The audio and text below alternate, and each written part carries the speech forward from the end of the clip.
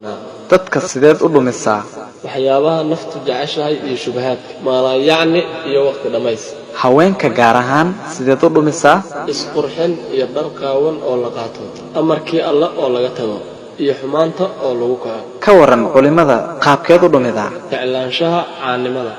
isla tacajab iyo isla weyne iyo xaasilnimo laabta buuxisa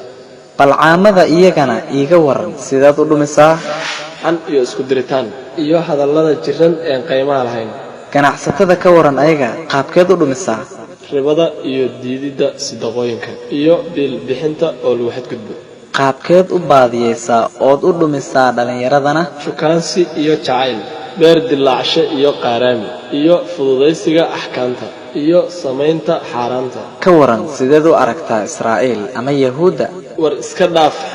xantu waa musiibo Israa'iil waa dawlad aan jecelnahay qalbigeena ayayna ku weyn tahay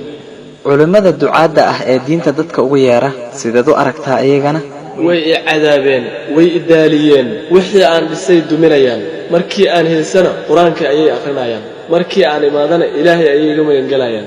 qaaruun maxaad ku samaysay waxaan ku iri kaydka ilaali si aad u guulaysato oo caan ah u noqoto fircawnse maxaad ku dhahday waxaan ku iri boqorkii qasrigow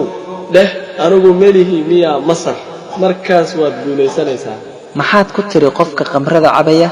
waxaan ku iri cab qamrada murugada ayay kaa qaadaysaa walwalka ayay kaa suulinaysaa waadna toobad keeni doontaa ii sheeg maxaa ku dilaya adiga aayatul kursi nafteyda cariiri bay gelinaysaa xabsiga ayay ugu dheeraynaysaa balaayo kastana ayada ayaa igu ridaysaa dadka nuuceebaad ugu jeceshahay ii sheeg fanaanada abwaanada beenaalayaasha ah dadka macaasida u saaxiibka ah iyo mid kasta oo xun oo finaalo ah yaad ugu necban tahay dadka masaajida ku tukada mid kasta oo rukuucsan iyo mid kasta oo sujuudsan mid kasta oo alla caabuda iyo mid kasta oo wadada alle ku halgama haddaba ilaahay ayaan kaa magan galay acuudu billaahi mink maya